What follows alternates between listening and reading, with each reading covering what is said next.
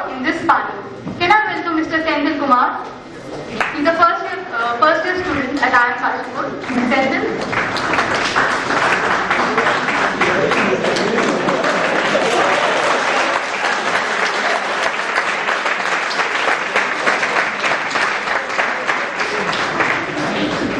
Before we start the discussion, to give a student's perspective about CSR.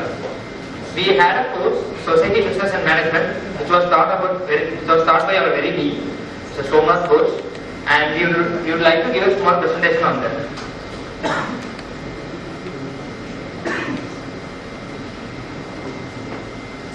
CSR in India. As we are aware, the Companies Bill, which has been passed recently in the Parliament, has made the CSR a mandatory activity for the companies which comes under the certain criteria, given criteria. We focused on few examples to underline the CSR activities, which mainly these 3 examples focus on women empowerment, primary education and health. As we know, IIM Kashipur is surrounded by around 180 industries in the vicinity. So we took a nearby example, Indian Glycol Limited, which focus on the listed activities: medical camp, providing shelter during winter, and then sponsoring the faculty portion in education along with the disabled children. So this is general view about CSR. Okay, contributing to education, health, and then empowerment of women. But what is that? What is there on the other side? Siddhartha, take it. So, what are the benefits of CSR? Well, that's obvious. It will help us create a good reputation for the company. It also talks about the triple bottom line, that is people, planet, profit. But now we look at, if there are so many benefits of CSR, then why it is not effective enough? First of all, there is no concerns or there is no accountability what are the activities where the company is taken. Okay, they just care about, yes, we have spent this money, but they are not caring about is any results are coming out of it or not. Secondly, when investors, when they are investing, they don't look at what the impact the companies are making. They just are concerned about the returns on investment. And lastly, it's the dissonance about the core business activities and CSR activities. It's like the tobacco company promoting cancer. So lastly, we want to show 2 cartoons showing the farce in CSR activities.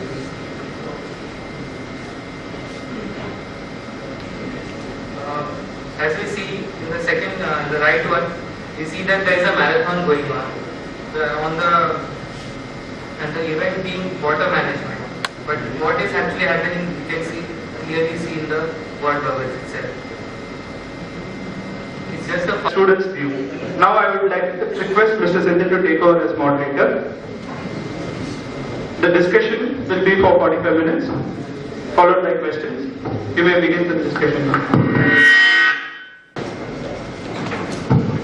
So the theme for the session is society, the largest stakeholder in the industry and academic collaboration. It is important to note that the decisions taken by the business organizations have an effect on society along with the academic. So we can't ignore the decisions taken by the business organization along with their corporate innovation. Okay, that's interesting, most of you. And let me tell you that there was a survey that we conducted, which was conducted by students like you, and we said that why is it that footfalls in the 5-star hotels in the toilets are not that high, and why do people don't? And it's a fact. The reason being the toilet. Most of us who live in India, we know we use water to wash, and most of the 5-star hotels provide us with paper, and between us we would have at least 100 stories which will tell us why, or 100 stories what happened inside and how did we manage. So let's keep that aside. But in India Now, after that survey, 46% of 5-star hotels have got a jet spray. And thanks to a survey conducted by students like you. So, for example, I used to work with a telecom company, and we said, let's set up, let's go full bang into Indian market and let's go into the rural markets of India. One call used to cost 16 rupees at the time. What could be an innovation there? There is no innovation. The price was a concern. And what did you want? You wanted, we conducted a survey and we said, how can our company be the #1 telecom or service provider in India? So what did we do? We got students from institutes like yours, and we got them to do a survey for us and said, what are the key drivers in the market and what is it that drives people? And believe me, the 18 to 22-year-olds are the ones who drive decision making at households. In every household, there will be the 18 to 22-year-old who say, Papa, ye phone kharida. And then they will say, what is the cost? And then they will say, this is the phone that I need. And then what is the cost of the call that you need? So that's the reason why you would see the rates coming down, apart from, of course, the TRAI rules and regulations, etc., etc. I won't reach there. But those are the reasons. Those are the reasons why Samsung came out with low-cost mobiles for children, vibrant pink-colored mobiles for ladies, and so on and so forth. So that's what has happened because of the survey conducted by people, and children, students, everywhere across, from school to colleges to master's institutes. So this is something that students can actually contribute to, huge business innovations. Third example. I used to work with a company which used to have oil petrol pumps, retail outlets, and we said it's a nice idea for us to tie up with the likes of Crossword and Cafe Coffee Day, and let's have Cafe Coffee Day and Crosswords and in our outlets. Soon, we found that while we used to have our outlets in the cities, it was wonderful. But the minute we went outside, on the highways, the footfalls fell and people refused to get outlets, including the truck drivers. What did we do? We approached an institution like yours and we said, let's do a survey again. And that survey brought out that it is better to have a dhaba on the highways rather than have a cafe coffee. So if you look, and I can go on with examples, look at it, students like you and institutes like you can actually collaborate and partner with organizations to create a huge impact on the society. The only thing is you need to have the right purpose, you need to know exactly what to collaborate on and what is it that you can really contribute on. That's it. And I think these are the 3 examples which I wanted to share.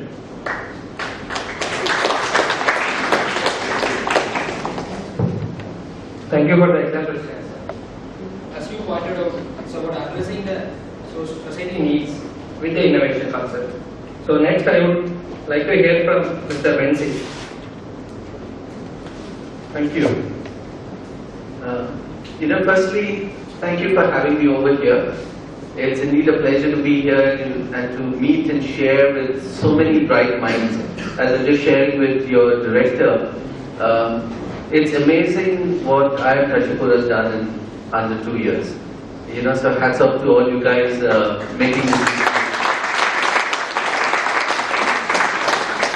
And the institute is never built, with brick and stone. It's built, through a strong vision and an equally strong value system. So as long as you have that, it's all that matters. I don't think it matters where you're housed. What I plan to do here for the next 3 to 4 minutes is touch upon 2 or 3 areas of how each of us in the roles we play, be it a business house, be it as students, impact society. And when I take you through this, you'll understand how many areas we actually impact society in, and it's tremendous. The first is social responsibility is not charity. So the first thing we need to understand, it is not just charity, it goes far beyond that. It is defined, if you really look at how it's defined, as a relationship between business houses academia, the government and society to create a win-win situation for all. It impacts ecology, the environment, it impacts social ethos, and it impacts financial systems. So it's very all-encompassing. It's a holistic perspective when you look at how all of us impact society. Secondly, it is no longer optional for organizations. Forget about the law that has come in. That's beside the point. It's no longer optional because it is integral to the way we do business now. As one of my fellow panelists mentioned it, I think a couple of panel discussions ago, it's integral to the way we do business. It's no longer optional, it's no longer nice to do. It's something that we need to do it. And it needs a clear structure, it needs a clear process, and it needs a clear level of measurement if you want to be successful in doing so. It's not about doing ad hoc things, it's about having a CSR strategy as aligned to revenue, growth, market share as it can be. Let me very briefly take you through where the areas in business houses or in corporates today that is directly impacting society, and you'll be amazed at the number of things. First, let's look at ecology and environment. Look at consumption of water and natural resources. Look at air, water, noise, pollution. All these impact society. How do you dispose of waste? Being part of the IT industry, one of our biggest topics is how do we dispose of e-waste, electronic waste. That's a huge and significant area of influence in society. How do you create renewable sources of energy? How do you reduce travel? How do you reduce a carbon footprint? Those are very key areas that impact society. What about your HR practices? Being from HR, and a lot of us are from HR here. How does it impact society? Health and safety of employees impact society here. Psychological stress in the workplace impacts society. Training of employees, because if they're not trained, they might be part of a larger layoff process. That impacts society. Providing flexi time and daycare support to especially women employees who need it, that impacts society. Look at diversity and human rights. Recruitment practices need to be inclusive. It needs to promote diversity, gender diversity, and persons with disability. It has to be in an area of lack of any discrimination, and also prevention of sexual harassment.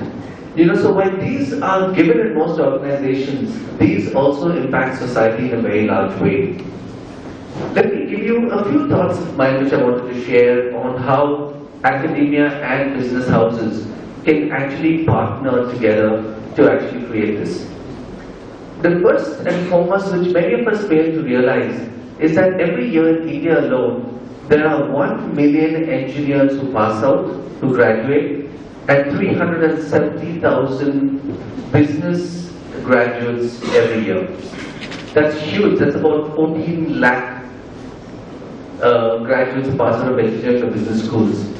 The industry perceives that there are only about 30% of them who are employable, which means that close to 1 million students every year are not employable. And why? It's irrelevant to speak about such a topic to at an IIM where you all will not fall in that category, but traditionally, you look at all schools across India, 70% are not employable. Just imagine the impact of the society where if business houses and academia could understand the root causes of this, be it soft skills, be it areas of analytics or analytical thinking that makes them unemployable. If this can be solved, you are looking at 700,000 or 800,000 students who can actually join the workplace and play a role. That is what the education was on. Secondly, it's important that everybody, be it in corporations and be it even in business schools, look at one social innovation project a year. Just look at one social innovation project, and I'll give you an example.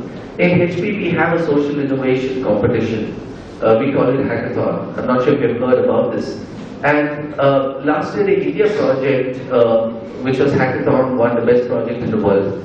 And what was it done? It was very simple. They created an app which can rest on your cell phone, And all it does is that in the event of a medical emergency, this app will identify blood banks closest to the source across the country in matter of seconds. This can save lives of people at very critical junctions in a medical emergency. In the same way, every institute and every organization should look at one social innovation project that can actually make a difference like this. Very recently, I know I just take a couple of minutes to give you a thought before I end. Very recently, I'm reading a lovely article about an engineering student who created an automated timer device. Why? Because he comes in from an agriculture family, and his father used to wake up every morning at 4 a.m. to switch on the pump set in his field before the current shuts off for the day. And he found that was very cruel of somebody needing to have to do that. And the first thing he did when he actually joined an engineering course was to create, a remote controlled auto switch for that, which made a huge difference to his family and to everybody else in that village. So you don't have to look very far, we don't have to think very big. If each of us can make a single innovation that impacts society, that's all you will actually need. And finally, the last point is that especially in corporates, and this is where we will look at the academic institutions to do it, especially when it comes to training and retraining retired workforce and returning mothers to the workforce. We need institutions to train them, to retrain them, to reskill them, so that a very large percentage of societies become more relevant to the workforce. And I'll end here. There's just some thoughts which I wanted to share with you, and we can come back to Q&A after that. Thank you.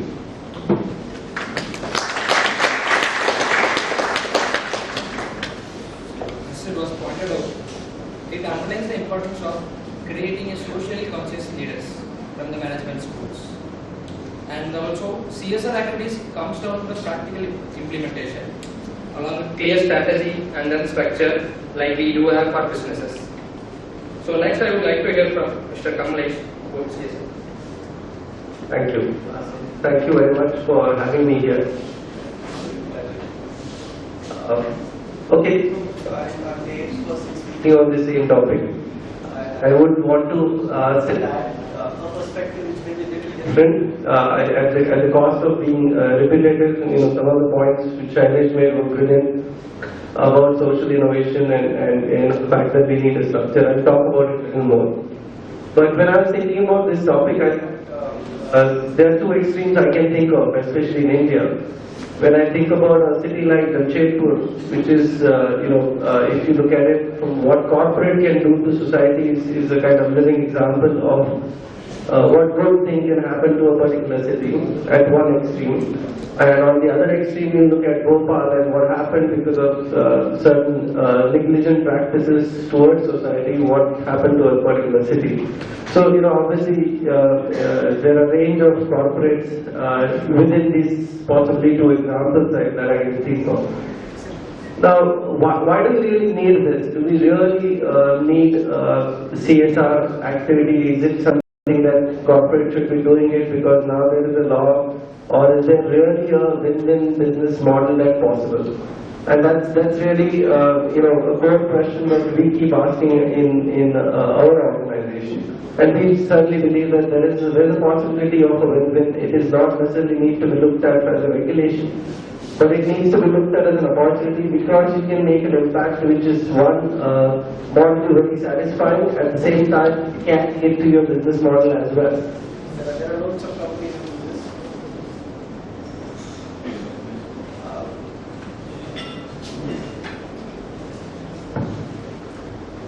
So I think, if you look at, it's very rare that a most profitable company will be the most reputed company. It's not, there is a difference. So profitability alone obviously does not drive reputation. There are organizations do which is beyond profit, which obviously in the reputation comes along with from the context of your sustainability in profits as well as your ability to give back to society, be it in the form of innovation, be it in terms of certain welfare measures that you can do, or be it in terms of what you've done for the society as a whole. So I think if one looks at it, am I going to become a leader of the organization which is most profitable, or am I going to become a leader of the organization which is most reputable? That's the choice I think a lot of us have to make really in terms of when we look at CSR as an activity. If you look at some of the opportunity space there, and I know a lot of organizations look at it genuinely from the context of opportunity. For example, one of the social issues that we hold is some of the numbers that were thrown sometime back in the CII conference. We have 1.2 crore employees, not employees, 1.2 crore youth entering the employment space every year. And what we are able to create as a country is 20 lakh jobs in a year. So we have a gap of almost 1 crore jobs every year. And the fact that people get into self-employment, not necessarily by choice, but because there are lesser employment opportunities. Now, there are a lot of corporates who are looking at it as an opportunity space as well.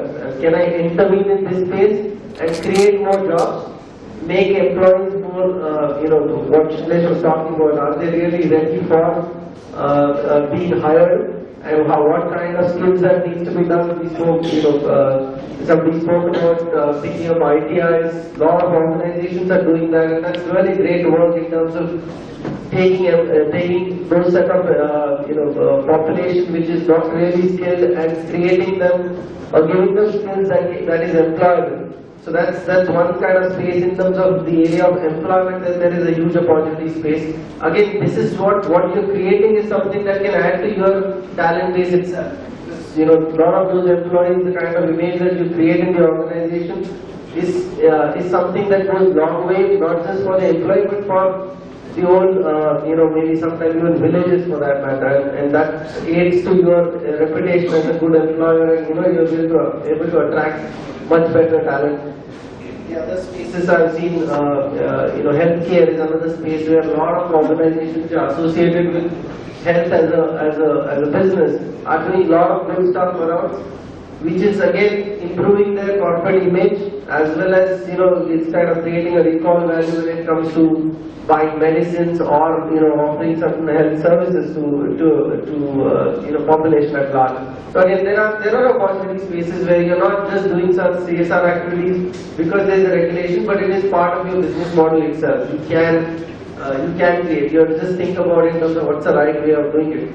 Now, one of the issues as I see it is unfortunately also, work towards this regulation started way back in 2009. Not many organizations are still ready for it. I see a lot of them do not hold those processes which Sailesh was talking about in terms of how do you want to do it. Do you really have a CSR strategy in place, or is it more opportunistic that somebody comes in and says, okay, let's do this, and you get into it, or really it is thought as a strategy.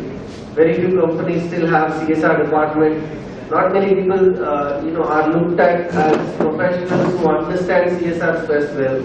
It is just generally given to somebody saying, okay, you had an additional portfolio, and those are issues because of which I don't think the quality work that can happen in CSR is happening as much. I think there is lots of scope there. Now, one other piece that I just wanted to highlight, and I don't think anybody has a solution around this, but I just wanted to highlight the perspective of when we think about a society and the whole aspect of collaboration with society. It is easier said than done because when we talk about society, it is not just one animal that you're talking about. You're talking about multiple interest areas, and many times these interests are conflicting one. So when you're talking about doing something, for a society, the whole question of for a larger cause of society is often question gets unanswered because larger for whom? Right? Some days back I heard a news wherein Naveen Jindal, I think he called off a project of 10,000 crore of building a port because obviously by building a port he was dislocating livelihood of some, particular 3-4 villages who were kind of living on fishing. Now, it's very difficult to take a moral stand on that. What is right? I mean, building a port on western coast of India, which is kind of doesn't really have a very strong port except Kandla, and will it aid to economic growth of India by having such a large capacity port, or you really look at saying, no, that's not important, but you can't be displacing certain people in terms of their livelihood, that's the only skill they know, and by displacing them, it's not fair. Now, I'm just trying to highlight, one may still think that one side is still stronger than the other, but that is a perspective that we hold as a third party. If I would have been a fisherman over there, or I would have been a corporate over there, I would have thought very differently about a particular social issue. We heard about Narmada, and that's again an issue that, what is a bigger social service? That often becomes a question that you ask. You put up a chemical plant in a place. You today saw, a newspaper talking about WHO talking about saying it does cause cancer. Now, so should we not be putting up chemical plant, because obviously you're not able to take care of possible issues that will cause to employ the population around that plant. And you will create certain health issues to them. But by not putting, you will stop the economic growth over there, and a lot of things that can happen good for a set of people won't happen. So, what I want to highlight is, when you talk about good for society, it's not a very simple answer, because there are conflicting forces, and therefore it needs to be thought through in terms of what will indeed become a win-win situation, and in that context, a formal strategy is something which is certainly needed for organizations. Moving forward,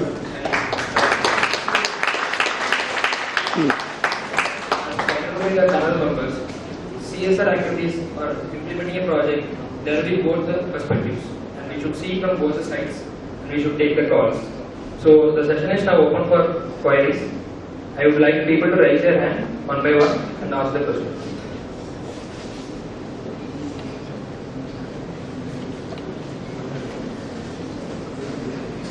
You can come forward. Question for the entire panel. You mentioned about this gap between the kind of skills that are required and what we are able to provide to academia. So a gap of 1 crore employees per year.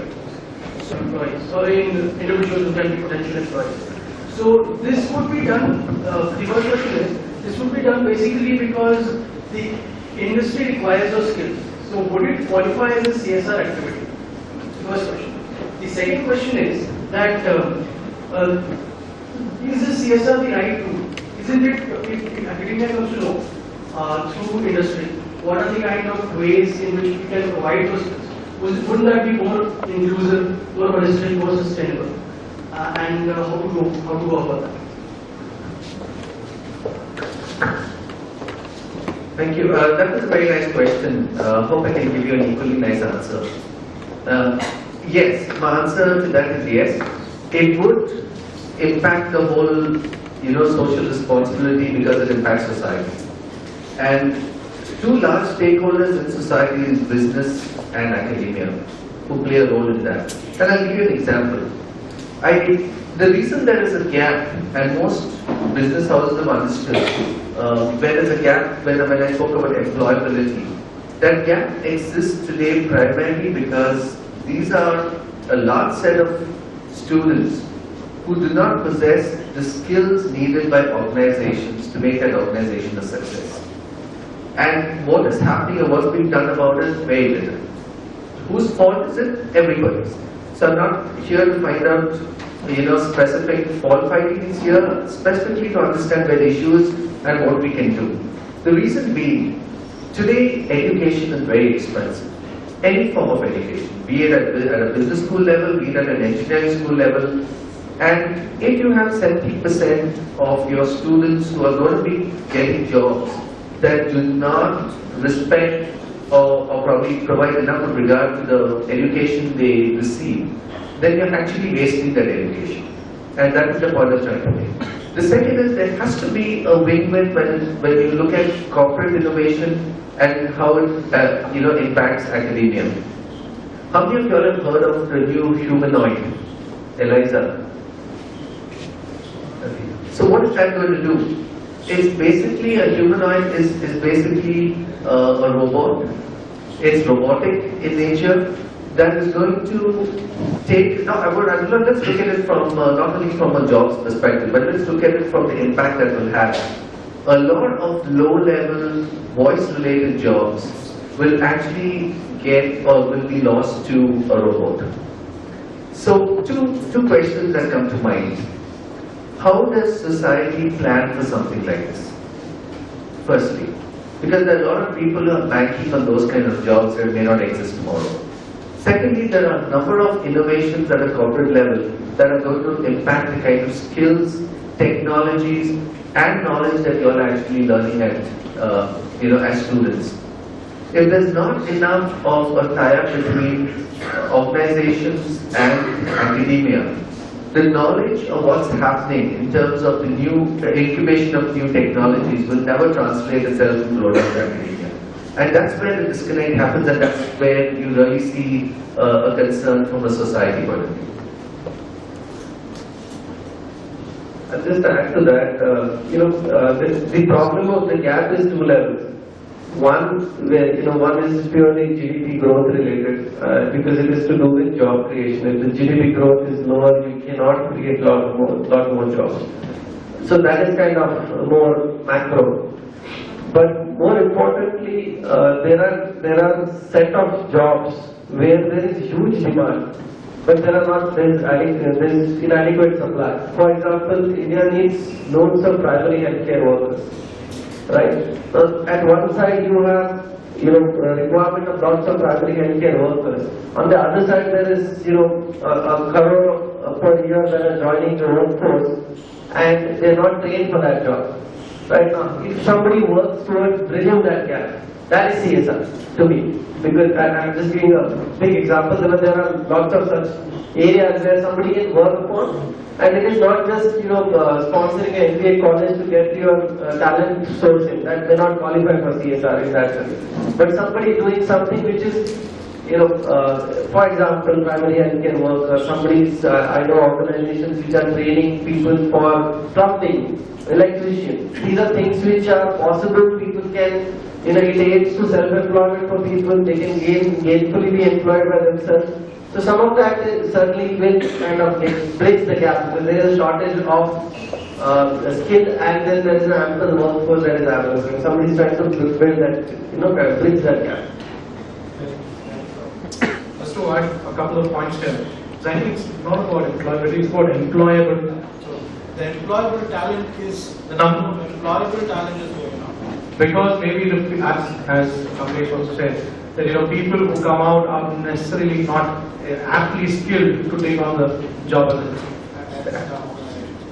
Now even the Government has taken up certain initiatives like the National Skill Development Camp, where they've invited not only the corporates but also academia to come in and contribute towards it. How are we going to do it? They've got a list of jobs. How do you actually contribute as individuals, as corporates, as well as academia, in terms of how do you make them more skilled to take employable jobs, to make them more employable. Again, that's the difference there. How to make the people more employable.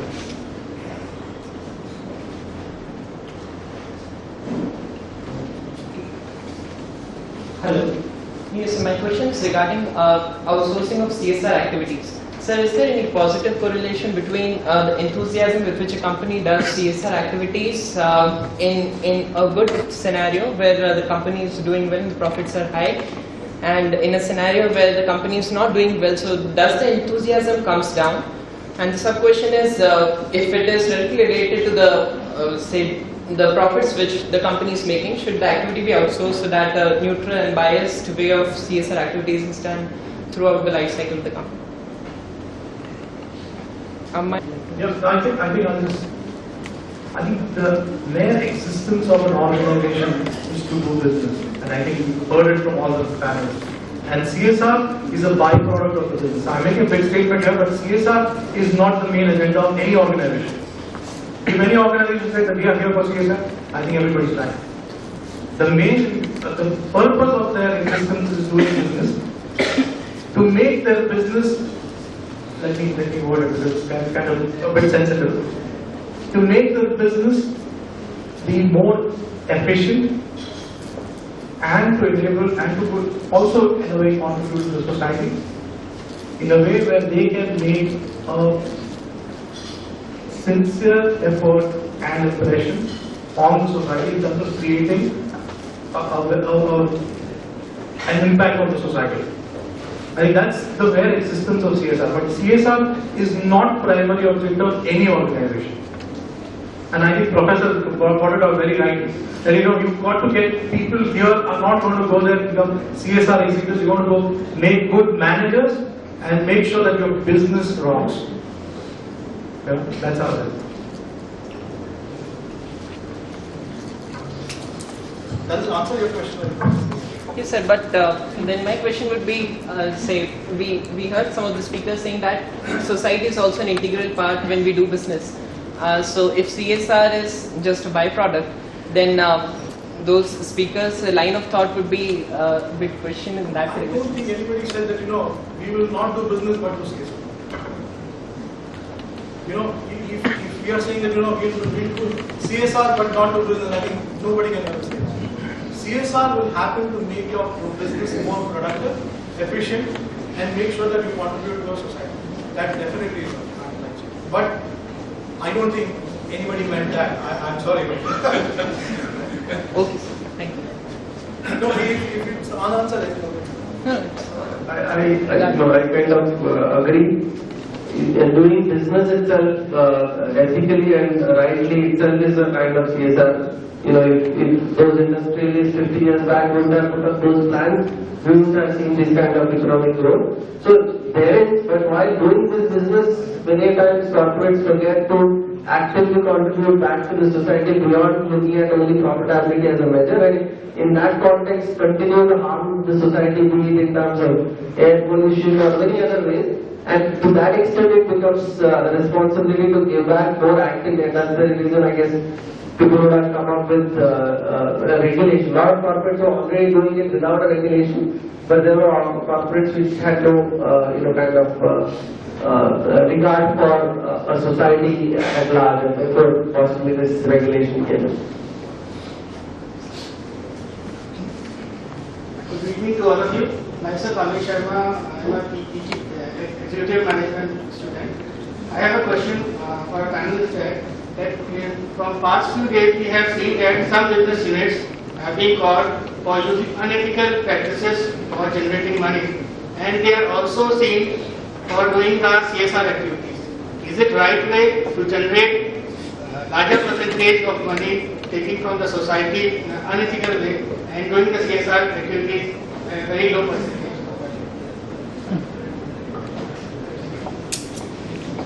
I don't know anybody will answer saying yes. Obviously, that's the wrong thing to do.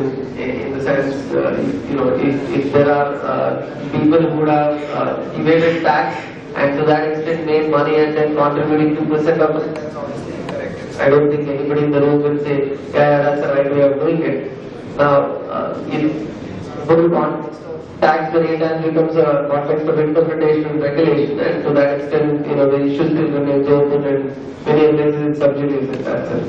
How can we arrest these business units and how can we set some norms? If you do unethical way, if you generate money in such a percentage by doing a business, and you have to give back to the society that percentage only, and will there be some norm type of thing? My personal view, others can contribute. Unethical is a very relative term, right? What you may consider unethical, somebody else may not consider it unethical. So in that sense, it's very difficult to arrive at what is the quantum of unethical income that somebody would have generated. And to that extent, this kind of things to be implemented is something which is practically not possible. Because it is related context. You go and tell somebody that this is unethically made money, and you will say, no, it is ethically made money. Who's right? How do you actually define? I guess by only looking at what is regulatorily right and wrong. If yes, kind of current within this set of regulations, I guess it becomes ethical in that context.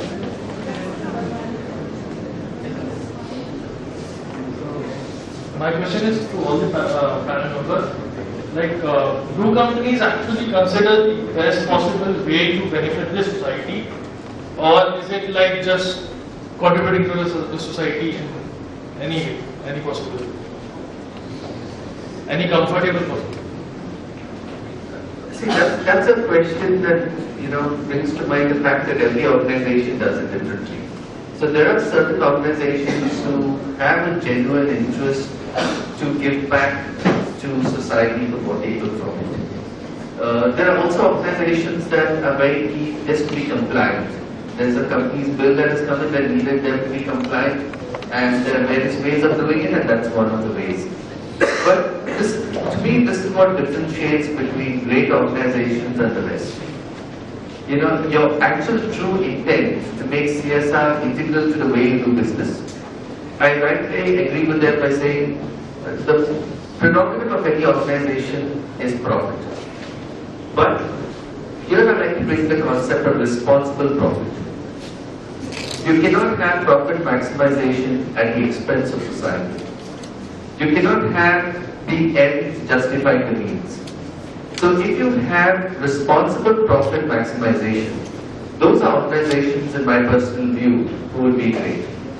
So, one more thing, if we consider the pharma industry, wherein the drugs are quite highly priced, like some of the drugs, so what would be an appropriate way for a pharma industry to contribute to the society? Is it opening, contributing to the education sector by maybe sending some books for the poor kids, or by reducing the prices of the drugs? What would be a better? See, I will restrict my thoughts to just one or two areas that come across. A lot of pharma companies do it. One is, pharma companies for a large part of time have been accused of polluting groundwater. Okay, so there are a lot of companies now who are looking to see how they can actually go back and give back to society in that area in terms of their practices. The second is, I know of a number of large organizations that while yes, some of their pharmaceutical products may be priced at a particular price point, because of the R&D involved in it and whatever justification they have, they do a tremendous amount of CSR activities in supporting medical, not only medical education in some countries, but actual cost of medicines in certain poor countries. There are a lot of pharmaceutical companies that actually do this, and global names that actually do it. So some of them get credit for it, some of them don't get credit for it. So each company is different, but a lot of pharmaceutical companies do this. Good evening to you all. My question is for the whole panel. That Government of India has recently asked the corporates to spend 3% of their profits. So generally what we observe is, in wake of such decisions, the corporates create some programs. So my question is, A, instead of following this top-down approach, it should be the other way around. And B, we have never heard of any cases where the corporates actually start considering the CSR efforts of the employee in appraisal process. I have this belief, like such steps would definitely lead to more innovative steps by the employers. Right now what employers do is, like, the corporates have some programs and they participate in it.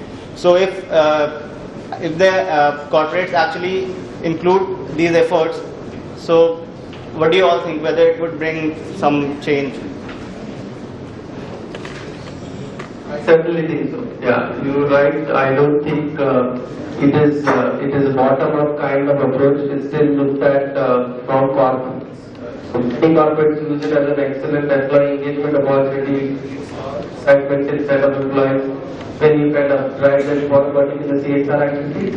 But I guess there are very few organizations which would go back and work it other ways, saying, okay, you have contributed and here is part of your spot because you have disproportionately contributed to a particular CSR act. I guess this, organizations reward what they really want to achieve, right? And if that is achieved, then they would set rewards. That's how goals are specified. So, I go back to my point, when organizations will start looking at CSR a little more seriously and look at it as a strategy and set up some goals. Once they do that, then, those employees will contribute towards achievement of that goals, they will, automatically will start to get acknowledged and rewarded for that. But because it is still not, most organizations don't look at it in terms of a specific goal, and therefore it does not translate to employee goals, goal sheet, and therefore it does not get measured. There are obviously exceptions for these, but by and large in the industry as of now. So, I'm sure once they are able to set up those goals and create those common processes, some of that, what you're saying, will indeed to happen, where employees, their own initiative and efforts will start to get rewarded as well in the organization.